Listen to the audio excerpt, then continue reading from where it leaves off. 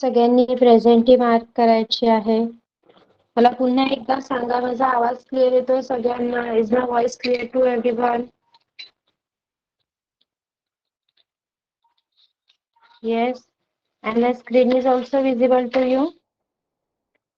Screen visible आहे सगळ्यांना? Okay.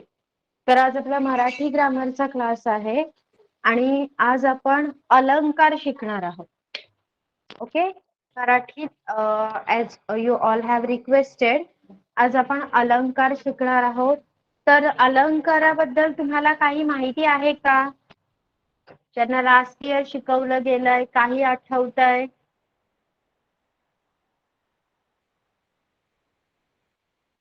Anything like काही प्रकार किंवा एखादा प्रकार आठवत असेल तर लिहा चॅट बॉक्स मध्ये.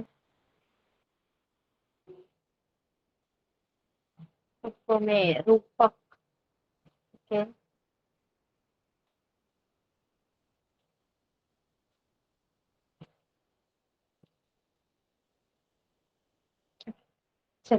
तर अलंकाराचे शब्द अलंकार आणि अर्थ अलंकार असे दोन प्रमुख प्रकार पडतात. राईट? येस. पाहूया आपण.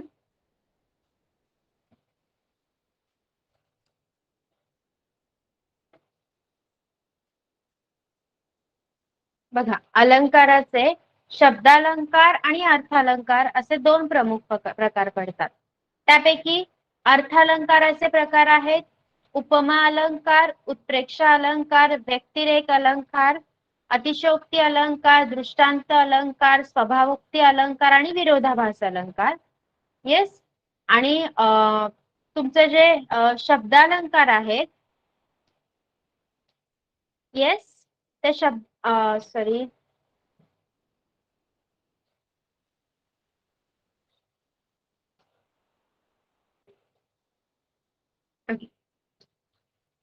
तर तुमच्या शब्दालंकाराचे अनुप्रास, यमक आणि श्लेष असे 3 प्रकार पडतात. ओके. तर त्यापैकी तुम्हाला अभ्यासाला काही थोडेच असतील. आपण प्रत्येक प्रकार शिकणार आहोत. जेवढे माझ्याकडे अवेलेबल आहेत, I am going to teach you accordingly. तुमच्या स्टँडर्ड वाईज तुम्हाला कमी जास्त ग्रामर मध्ये सिलेबस असणार आहे. ओके.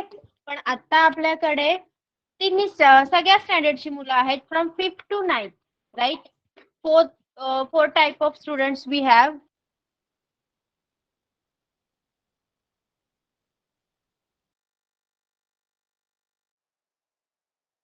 येस. तर आपल्याकडे 5th to 9th चे स्टुडंट्स आहेत. तर मी तुम्हाला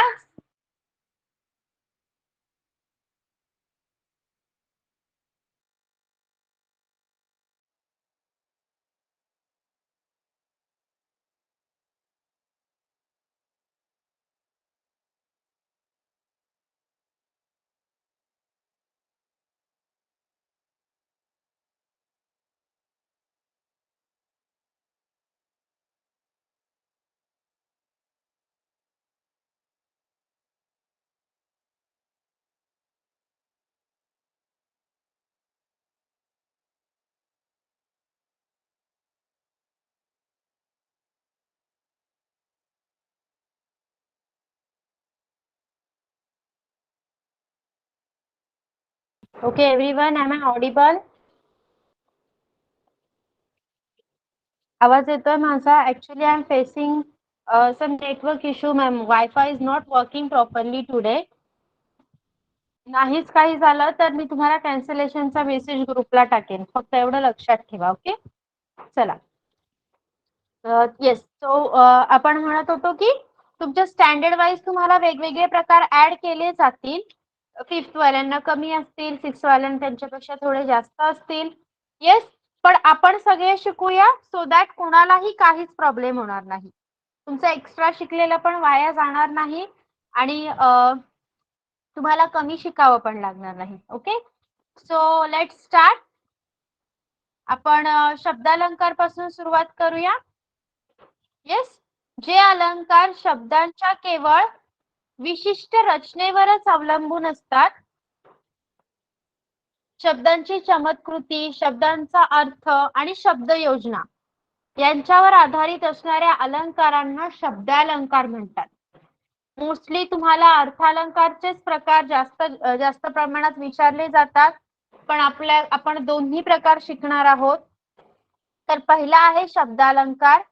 शब्दालंकार म्हणजे काय? जे अलंकार शब्दाच्या केवळ विशिष्ट रचनेवरच अवलंबून असतात आणि त्याच्या शब्दांची चमत्कृती दाखवली जाते, शब्दांचा अर्थ दाखवला जातो आणि शब्द योजना कशा प्रकारे आहे ते दाखवलं जातं आणि त्यावर तो अलंकार आधारित असतो.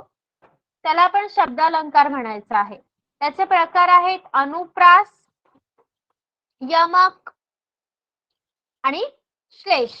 ओके, तर बघूया आपण. पहिला आहे अनुप्रास. कवितेच्या चरणात एकाच अक्षराची पुनरावृत्ती होऊन त्यातील नादामुळे जेव्हा सौंदर्य प्राप्त होते तेव्हा अनुप्रास अलंकार असं म्हणतात. फॉर 5th स्टँडर्ड हा टॉपिक पूर्णपणे नवीन असणार आहे, right? Yes, 5th standard. Okay, मग आपण अलंकारांच्या प्रकारांअगोदर तुम्ही नक्की पहिल्यांदा अलंकार म्हणजे काय ते समजून घ्या आणि नंतर आपण प्रकारांकडे जाऊया. ओके, बघा, अलंकार. आपण अलंकारचा अर्थ काय होतो कॉमन भाषेत? सांगा मला. अलंकार हा एक संस्कृत शब्द आहे, बरोबर?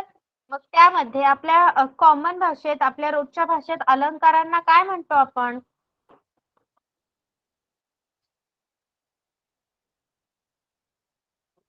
सांगा. दागिने बोलतो ना, दागिने, jewellery. Yes, yes or no? मग आपण दागिने कशासाठी घालतो सांगा मला? हे अलंकार दागिने आपण कशासाठी घालतो? सुंदर दिसण्यासाठी. येस, सुंदर दिसण्यासाठी, शरीराची शोभा वाढवण्यासाठी, बरोबर? मग जसं शरीराची शोभा वाढवण्यासाठी आपण हे असे अलंकार घालतो, तसंच आपण लिहिताना, वाचताना भाषा जर चांगली वापरली गेली असेल, बघा, कविता जर सुंदर असेल, छान असेल, तर ती राहते की नाही? सांगा मला. Yes or no? येस. कोणतीही गोष्ट, आता गाणं आपण म्हटलं, ओके, गाणी तुमच्या लक्षात राहतात की नाही रोजच्या? जर मी तुम्हाला एक धडा दिला वाचायला आणि त्याच बदल्यात एक 5 ते 7 मिनिटांचं गाणं दिलं तुम्हाला, तर काय लवकर पाठ होईल सांगा? गाणं पाठ होईल की धडा पाठ होईल? सॉन्ग. But obvious song. कारण त्यामध्ये काय केलेलं असतं, भाषेला खूप सुंदर पद्धतीने अलंकारित केलेलं असतं आणि त्याच्यामुळे ते आपल्या लक्षात राहतात, राईट? त्याच्यामुळे ते आपल्या लक्षात राहतात. त्या उलट जर धडा वाचायला सांगितला तर तो आपल्या पूर्ण तसाच्या तसा लक्षात राहणार नाही. पण त्या धड्यात पण जर काही वाक्य अशी असतील ज्यामध्ये खूप छान काहीतरी वापरला, तर तुम्हाला तो धडा पण हळूहळू लक्षात राहायला सुरुवात होईल. त्यातील काही पार्ट तरी लक्षात राहील. Yes or no? येस. मग अलंकार म्हणजे काय? भूषणे, दागिने हे शरीर शोभायमान दिसण्यासाठी आपण अंगावर घालतो. त्यामुळे शरीराची शोभा वाढते आणि ही शरीराची शोभा दागिने खुलवत असतात. म्हणूनच आपली भाषा अधिक सुंदर व्हावी म्हणून भाषेतही भूषणांचा, अलंकाराचा उपयोग केला जातो. कोण करतं? कवी आणि लेखक या अलंकाराचा उपयोग करत असतात. विशेषतः पद्यात अधिक अलंकार शोभून दिसतात. मोस्टली कवितेत अलंकाराचा वापर जास्त केला जातो. येस, गद्यात सुद्धा अलंकार सुंदरता येते. जर धड्यात एखादा अलंकार वापरला असेल तर धडा सुद्धा आपल्या लक्षात राहतो, आपल्याला आवडतो, कारण त्याने सुंदरता येते. त्याच्यामध्ये गद्यामध्ये मुख सुंदर दिसते किंवा मुख सुंदर आहे.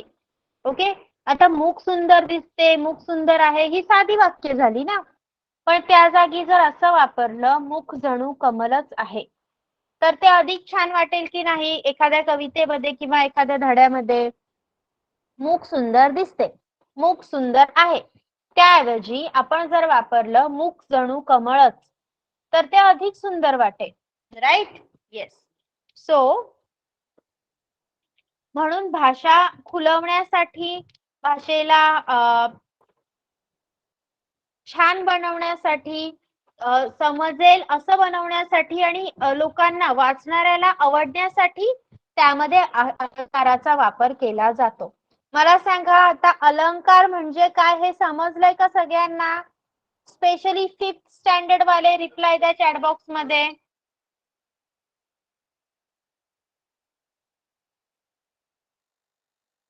5th स्टँडर्ड 5वी वाले चॅट बॉक्स मध्ये रिप्लाय द्या. कनिष्क, रिद्धी, स्नेहा, कार्तिक, दीक्षा. अंडरस्टूड? ओके ओके, चला मग आता आपण या अलंकाराचे प्रकार असतात हा. या अलंकाराचे शब्दालंकार आणि अर्थालंकार असे प्रकार आहेत. तर त्यापैकी शब्दालंकार पहिले शिकूया, नंतर या अर्थालंकाराकडे येऊया. ओके.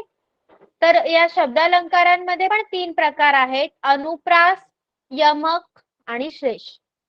तर पहिला आहे अनुप्रास. कवितेच्या चरणात एकाच अक्षराची पुनरावृत्ती होऊन त्यातील नादामुळे जेव्हा सौंदर्य प्राप्त होते तेव्हा अनुप्रास अलंकार होतो. आता जर एखादी कविता आहे, मग त्यामध्ये एक शब्द किंवा एक अक्षर सारखं सारखं येत असेल तर त्याच्याने एक नाद निर्माण होतो आणि त्या नादामुळे कवितेच्या त्या ओळीला एक प्रकारचं सौंदर्य प्राप्त होतं. त्यावेळी तिथे अनुप्रास अलंकार झाला असं आपण म्हणतो. गडद निळे जलद भरुनी आले, शीतल तनू चपल चरण अनिलगण निघाले. इथे गडद गडद, निळे निळे या शब्दांची सतत पुनरावृत्ती झालेली आहे. म्हणजे जिथे तुम्हाला शब्द किंवा अक्षर कवितेच्या ज्या ओळींमध्ये परत डबल डबल आलेलं दिसेल, सारखं सारखं आलेलं दिसेल, त्याची पुनरावृत्ती झालेली दिसेल, तिथे अनुप्रास हा अलंकार होतो. म्हणजे गडद गडद जलद या अक्षरांची इथे पुनरावृत्ती झालेली आहे. समजला अनुप्रास अलंकार? भाषेमध्ये, कवितेमध्ये, गद्यामध्ये, पद्यामध्ये जेव्हा एखादा शब्द किंवा अक्षर याची पुनरावृत्ती होते आणि एक विशिष्ट नाद निर्माण होऊन त्याला एक वेगळा अर्थ प्राप्त होतो, सौंदर्य, वेगळा अर्थ नाही म्हणू शकत आपण त्याला, त्यामुळे त्याचं सौंदर्य वाढतं, त्यालाच काय म्हणायचं आहे? अनुप्रास. ओके, समजलं आहे? एखादं उदाहरण लिहू शकेल कोणी अनुप्रास अलंकाराचं? हायर स्टँडर्ड स्टुडंट्स, अनुप्रास अलंकाराचं उदाहरण येत असेल तर लिहा चॅट बॉक्स मध्ये.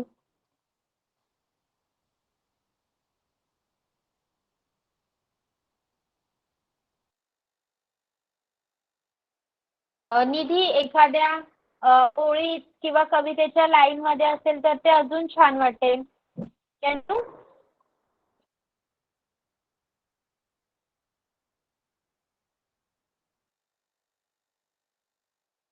जसं एक कवितेची ओळ, टप टप पडती अंगावरती प्राजक्ताची फुले. येस, इथे टप टप या शब्दाची पुनरावृत्ती झालेली आहे. असं एखादं तुम्ही माईक ऑन करून पण सांगू शकता. हा, चॅट बॉक्स मध्ये नाव लिहा. जर लिहायला जमत नसेल मराठीमध्ये, चॅट बॉक्स मध्ये नाव लिहू शकता. आदेश, पटपट कवितेत सांगा.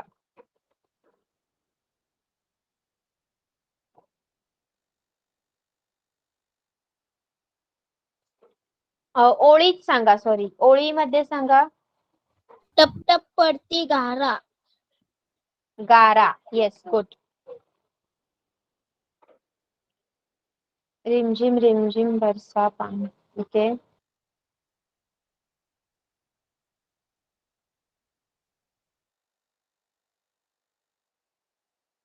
येस स्नेहा. तिच्या टपटप पाण्यात भिजती रे. येस, टप टप पडती गारा. ओके, म्हणजे तुम्हाला हा अनुप्रास अलंकार सगळ्यांना समजलाय, राईट? अक्षर किंवा शब्दाची पुनरावृत्ती. Yes, okay.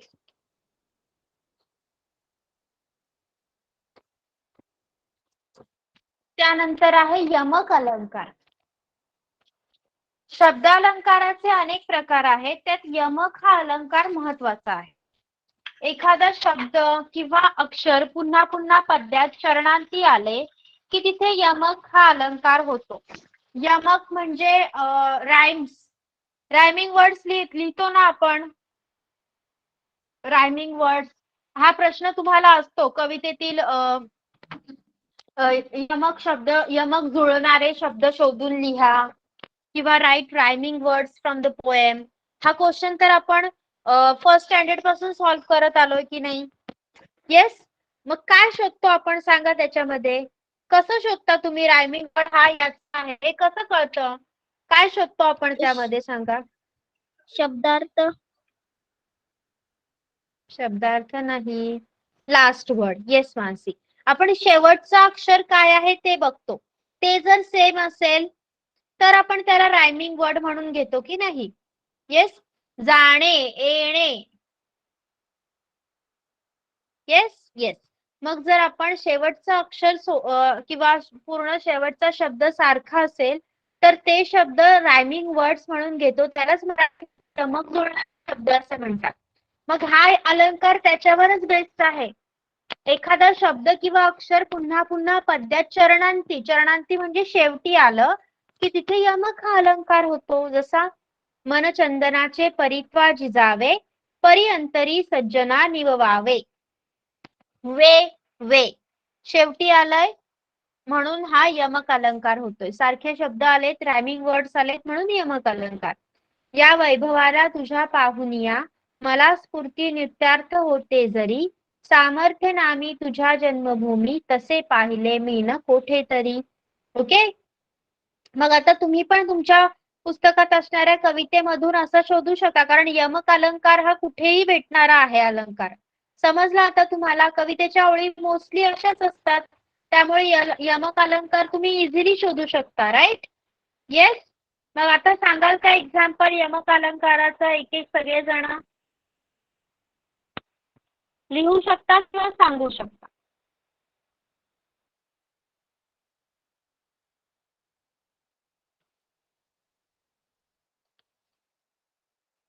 निधी, यूज लाईन. घरीला पंढरीचा चोर गळा बांधून येस, लाईन यूज करा. हेच तर आपल्याला अलंकार काय शिकवतोय आपल्याला, की तुम्ही गद्यात किंवा पद्यात त्याचा वापर करून भाषेला सुंदर बनवा, राईट? आदेश. टप टप पडती विजा साऱ्या गाऱ्या गाऱ्या डिंगोऱ्या. Okay, good.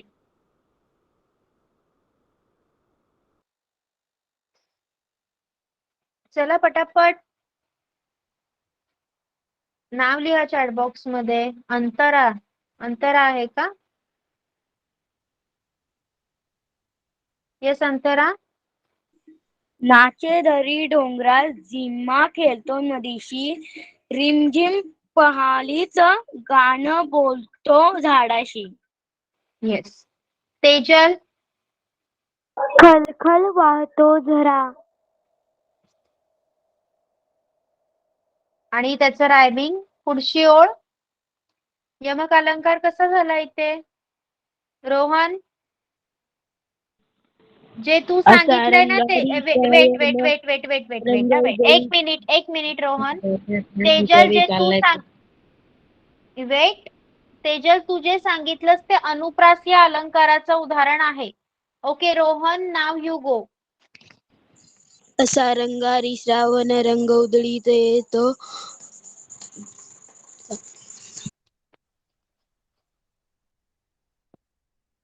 बरे सत्य बोला येतात त्या चाला. कर्णिका. गवत फुला रे गवत फुला, असा कसा रे मला लागला सांग तुझा लढा. Yes, good. Mansi.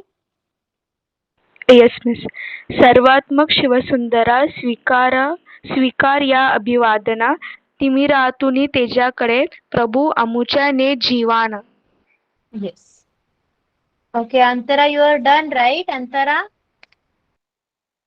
Yes ma'am. Okay, yes. सगळ्यांना चान्स मिळायला पाहिजे ना. स्नेहा? ढगांची वारा झुंजला रे, काला काला कापूस पिंजला रे, हातातून ती Yes. पाली भिजते झाली, फुलं पिसारा नाच. ओके, फक्त 2 लाईन यूज केल्या तरी तिथे यमक अलंकार होतो. ओके, चला. तर सगळ्यात सोपा अलंकार आहे हा. आणि त्यानंतर आहे श्लेष अलंकार. एकच शब्द वाक्यात 2 अर्थांनी वापरल्यामुळे जेव्हा शब्द चमत्कृती निर्माण होते तेव्हा श्लेष हा अलंकार होतो. एकच शब्द आहे पण तो वाक्यात 2 अर्थांनी वापरलेला आहे. जसं यामध्ये आहे मित्राच्या उद्याने कोणास उदयाने, सॉरी नीट नाही प्रिंट लिहिले गेले तिथे. मित्राच्या उदयाने कोणास आनंद होत नाही. इथे बघा,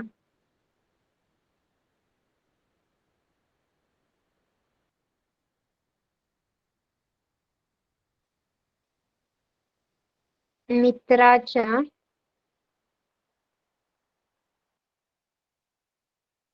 उदयाने कोणास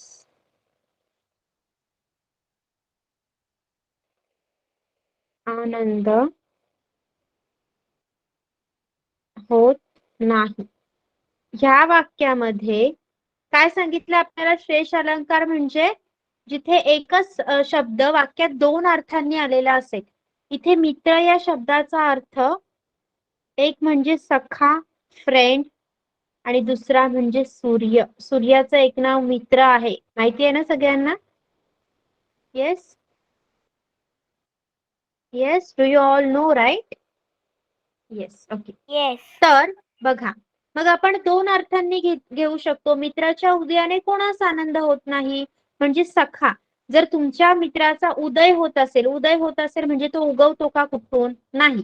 जर त्याची क्रांती होत असेल, जर तो पुढे जात असेल तर तुम्हाला आनंद होणारच ना. Yes or no?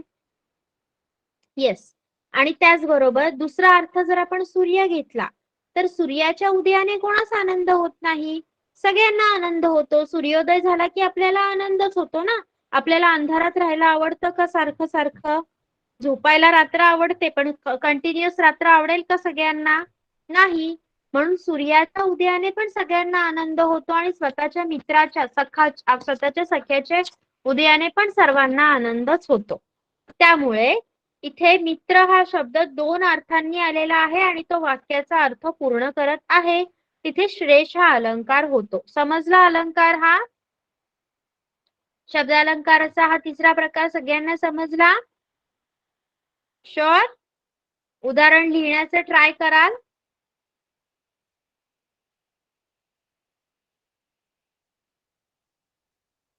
Will anyone try?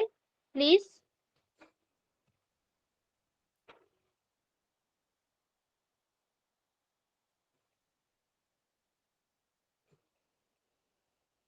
Yes, Antara. शंकरास पूजिले सुमानाने, सुमन पुष्प चांगले मन मुलीचे नाव. Very good, very good. बघा, शंकरास पूजले सुमनने. सुमन हे एका मुलीचे नाव पण असू शकतं किंवा सुमनचा अर्थ फूल पण होतं. फूल, पुष्प म्हणजे पण सुमन होतो. समजलं? अजून कोण सांगणार का? एनीवन?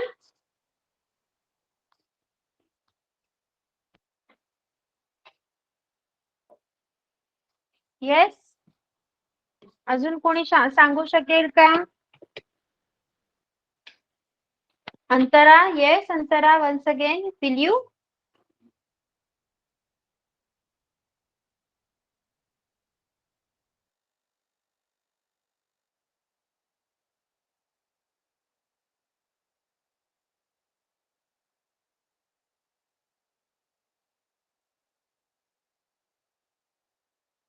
No one?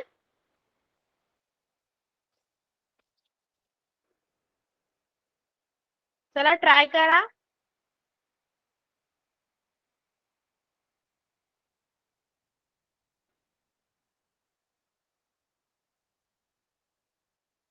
तुमची स्क्रीन नाही दिसत आहे. ओके वेट मी सांगितल्याप्रमाणे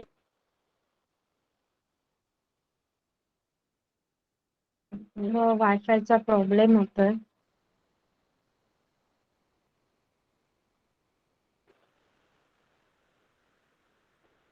येस एनीवन, कोणी सांगेल का श्लेष अलंकार काही उदाहरणे?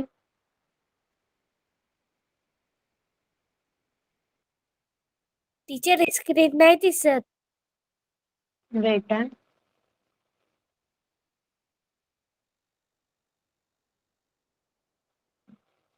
आता बघा दिसते का? Yes teacher. Yes okay. कोणीतरी आयुष दीप इथे आला व सर्व काही उजळून गेले. Very good. मुलगी गेली माहेरास, मुलगा आणि एक मुली लेक घरास.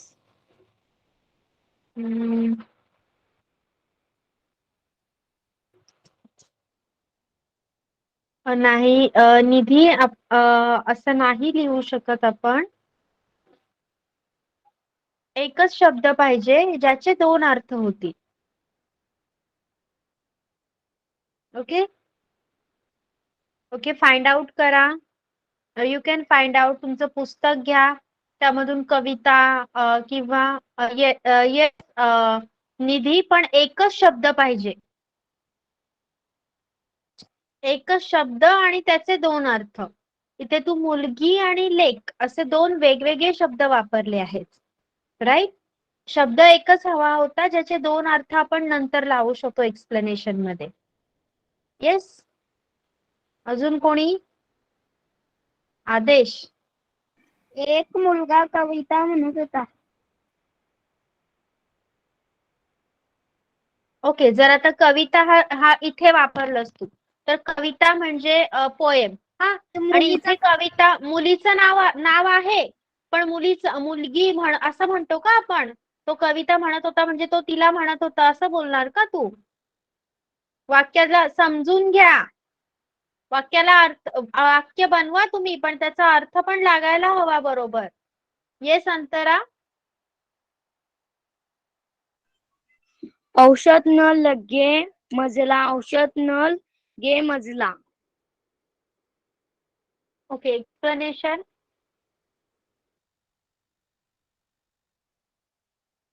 अंतरा एक्सप्लेनेशन आहे का तुझ्याकडे याचं?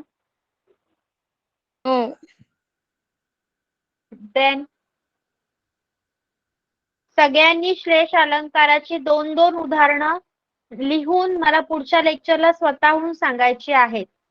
ट्राय करणार? पुस्तक वाचा मराठीचं, you will get. Yes. Okay, तर आता हे होते आपले शब्दालंकाराचे प्रकार. सगळ्यांना समजले? अनुप्रास, यमक आणि श्लेष अलंकार. Understood everyone? येस. ओके, मग आता आपण अर्थालंकाराचे प्रकार पाहणार आहोत. तर अर्थालंकाराचे प्रकार आहेत उपमा अलंकार, उत्प्रेक्षा अलंकार, व्यक्तिरेख अलंकार, अतिशयोक्ती अलंकार, दृष्टांत अलंकार, स्वभावोक्ती अलंकार आणि विरोधाभास अलंकार. तर अर्थालंकारासाठी, अर्थालंकार समजून घेण्यासाठी तुम्हाला काही शब्द समजून घेणं, त्याचा अर्थ समजून घेणं खूप गरजेचं आहे. शब्दालंकारात ते मॅटर नव्हतं कळत. ओके, शब्दालंकारात उपमेय, उपमान या गोष्टींचा काहीच फरक पडत नव्हता, कारण शब्दाशी रिलेटेड, शब्दाच्या योजनेत, शब्दाची चमत्कृती यांच्याशी रिलेटेड जे अलंकार होते त्याला आपण शब्दालंकार म्हणत होतो. त्यामुळे तिथे या सर्व गोष्टींचा काही उपयोग नव्हता. इनफॅक्ट तुम्हाला ते शिकण्याची तिथे गरज नव्हती. पण आता जेव्हा आपण अर्थालंकार शिकतोय तेव्हा त्यासाठी उपमेय काय असतं, उपमान काय असतं, कोणाला काय म्हणतात, हे सगळं अगोदर शिकून घेणं गरजेचं आहे. आणि ते समजलं तरच तुम्ही पुढे अर्थालंकार समजू शकता. त्यामुळे खूप शांतपणे लक्ष द्या. नाही समजलं तर पुन्हा विचारा. ओके.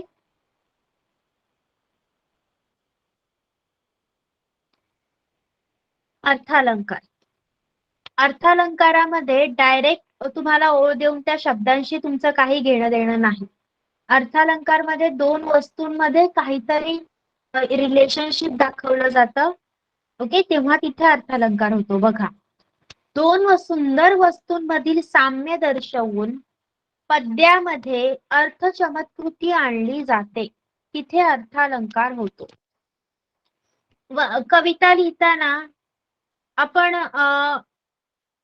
काय म्हणतो, कुठल्याही गोष्टीला कवितेमध्ये कुठल्या तरी दुसऱ्या गोष्टीची कंपेअर केलेलं असतं. कॅमेरा बंद करा.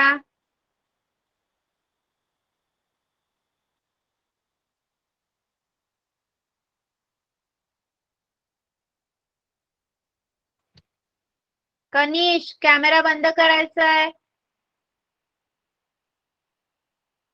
बघा, कविता आपण जेव्हा वाचत असतो तेव्हा तुम्ही हे पाहिलंच असेल की कविता सरळ लिहिलेली नसते भाषेत. सरळ भाषेत आपला धडा लिहिलेला असतो, बरोबर. कवितेचा अर्थ तिला सुंदर बनवण्यासाठीच तिला अशा प्रकारे लिहिले गेलेलं असतं की त्यामध्ये कंपॅरिझन दाखवलेलं असतं. एका गोष्टीची दुसऱ्या कोणत्या तरी गोष्टीशी तुलना केलेली असते आणि त्यामध्ये त्या दोन्ही गोष्टी सुंदर असतात, बरोबर. कवितेमध्ये याचा अनुभव घेतलाय तुम्ही.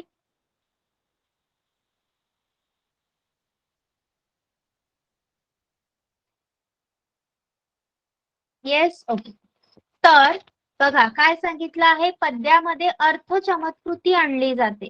दोन सुंदर वस्तू एकमेकांशी कशा सारख्या आहेत, एकमेकांशी कशा जुळत आहेत, हे कवितेमध्ये दाखवलं जातं आणि त्याचा अर्थ समजावून सांगितला जातो. तिथे अर्थालंकार होतो. आणि बहुतेक अलंकार हे साम्यावर आधारित असतात, एकमेकांची सिमिलॅरिटीवरच आधारित असतात. आणि ते अलंकार समजून घेण्यासाठी तुम्हाला चार गोष्टी समजून घेणं खूप गरजेचं आहे. त्यात उपमेय म्हणजे काय, उपमान म्हणजे काय, समान धर्म म्हणजे काय आणि साधर्म्य सूचक शब्द म्हणजे काय.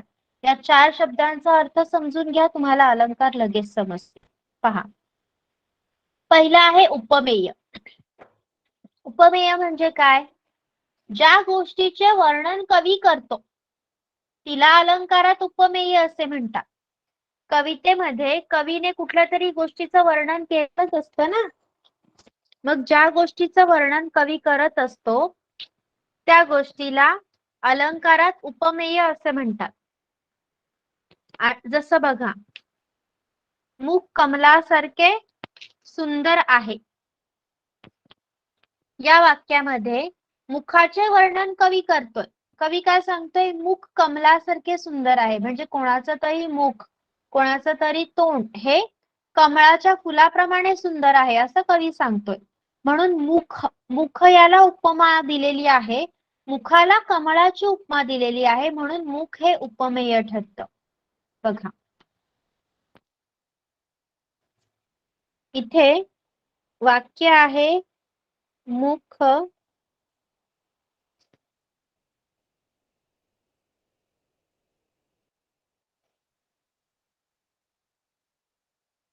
कमलासारखे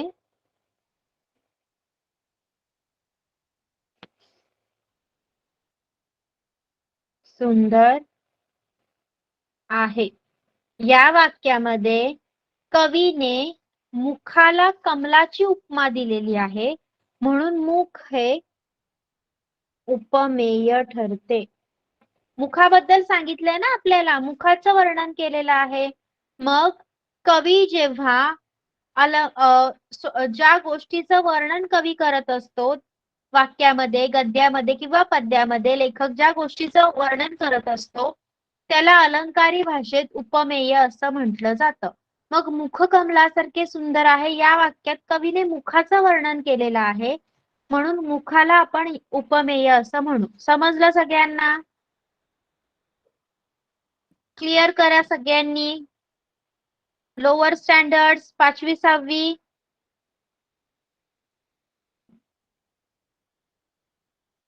yes, Sneha, Riddhi, Diksha, Kartik, understood? Okay. बघा, त्यानंतर आहे उपमान. उपमेयाचे साम्य ज्या दुसऱ्या गोष्टीशी कवी दाखवतात तिला उपमान असे म्हणतात. वरील वाक्यात मुखाचे साम्य कमलाशी दाखवले आहे म्हणून कमल हे तिथे उपमान आहे. आता समजून घ्या उपमान म्हणजे काय. बघा, मुख, मुख हे काय झालं, उपमेय झालं. मुखाचं वर्णन कवी करत होता, पण कवीने काय सांगितलं, मुख कोणासारखं आहे, कमलासारखं आहे.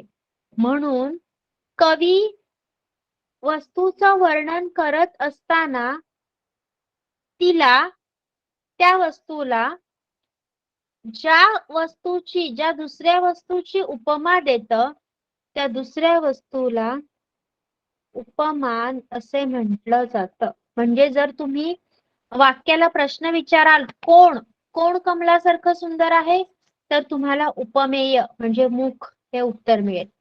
जर तुम्ही या वाक्याला प्रश्न विचाराल, उपमेय कोणासारखं सुंदर आहे, मुख कोणासारखं सुंदर आहे, तर तुम्हाला कमलासारखं हे उत्तर मिळेल. म्हणून कमल हे उपमान आहे. अंडरस्टूड? कमल हे या वाक्यात उपमान आहे. अंडरस्टूड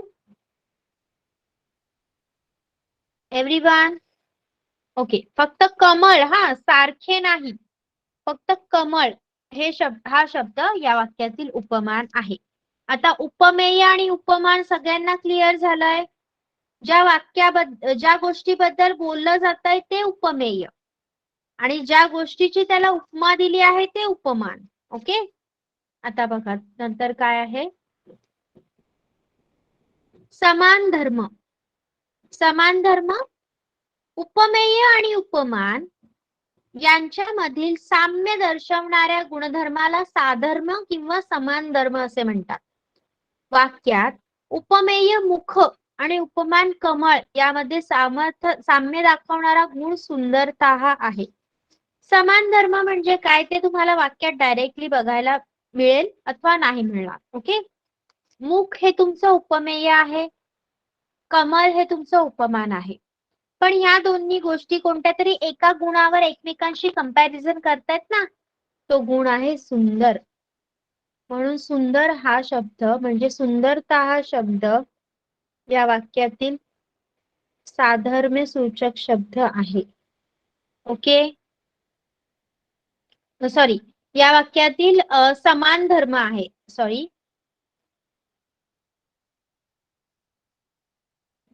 मुख आणि कमल या शब्दांची तुलना एखाद्या बेसिसवर केलेली. आपण कोणतीही गोष्ट कंपेअर करताना काहीतरी बेस वापरतो ना, तो तिच्यापेक्षा हुशार आहे.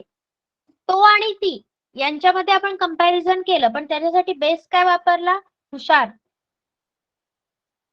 येस, येस और नो? येस. मग इथे जिथे एखादा गुण वापरला जातो त्याला समान धर्म असं म्हणायचं आहे. मग या वाक्यामध्ये सुंदर हा गुण वापरला आहे, तो सुंदर हा गुण समान धर्म म्हणून ओळखला जातो. ओके. अंडरस्टूड? उपमेय, उपमान आणि समान धर्म समजलंय? येस. ओके. आता शेवटच्या शब्दाचा अर्थ समजून घ्या, तो म्हणजे साधर्म्य सूचक.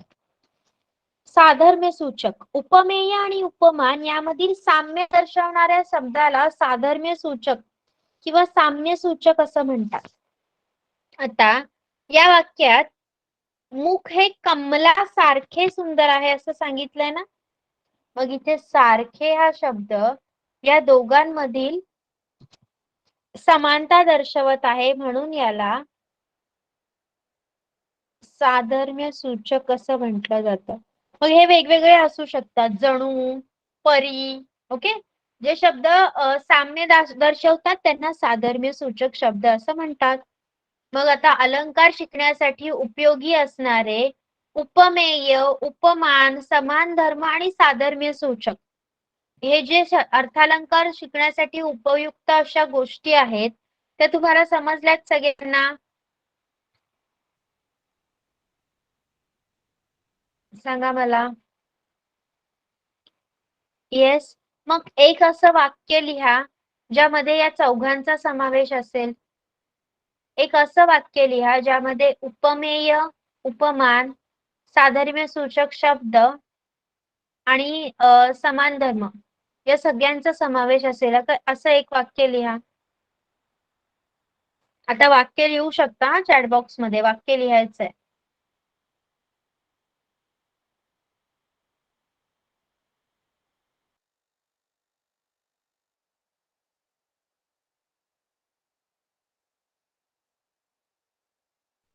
आईचे प्रेम जणू सागरासारखे आहे. Very good. आंबा गुळासारखा गोड आहे. Okay, good.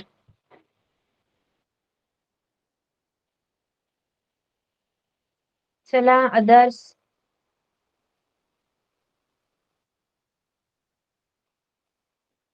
त्याचे अक्षर मोत्यासारखे सुंदर आहे. ओके, यामध्ये सुंदर हा शब्द आला तर आपण एक समान धर्म पण तिथे इन्क्लूड होईल. बाकी उपमेय, उपमान आणि साधर्म्य सूचक शब्द तर तू वापरला आहेस.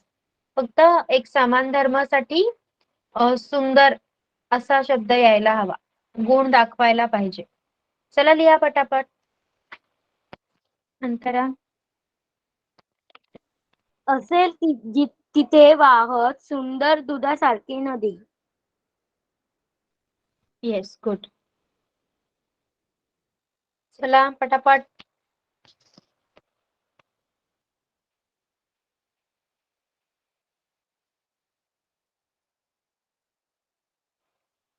Only 4 students have written. Mansi, Nidhi, दानवी and okay, आदेश.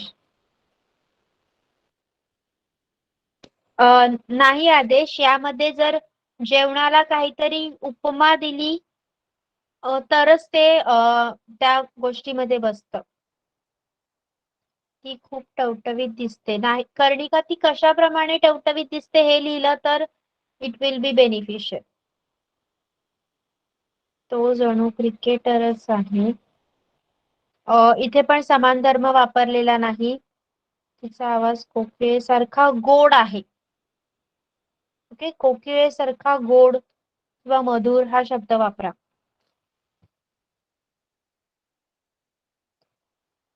ओके, मग आज आपण शब्दालंकाराचे प्रकार शिकलो. येस. आणि कलिंगड साखरेसारखा गोड आहे. येस. आज आपण शब्दालंकाराचे प्रकार शिकलो आणि अर्थालंकार शिकण्यासाठी तुम्हाला काय गरजेचं आहे ते शिकलो. सगळं समजलंय तुम्हाला? कारण आज आपण अर्थालंकाराचे प्रकार पूर्ण करू शकत नाही, त्यासाठी तुम्हाला एक पूर्ण लेक्चरची गरज आहे. येस. ओके, तर आपण जर तुम्हाला समजलं असेल, कोणाला काही डाऊट असेल तर आता विचारू शकता, otherwise we are going to stop.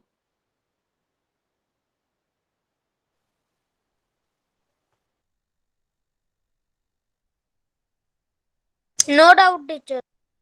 Okay, if no doubts are there, you all can leave. Bye bye everyone. Good night. Bye, Bye bye, teacher. Thank you, teacher. Bye, teacher. Welcome. Bye. Bye, teacher. Bye bye.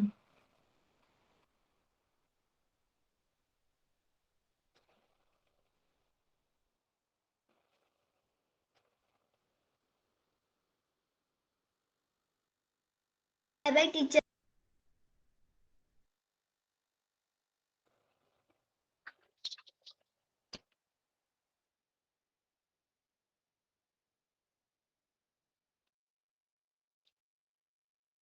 Class leave करायचं सगळ्यांनी.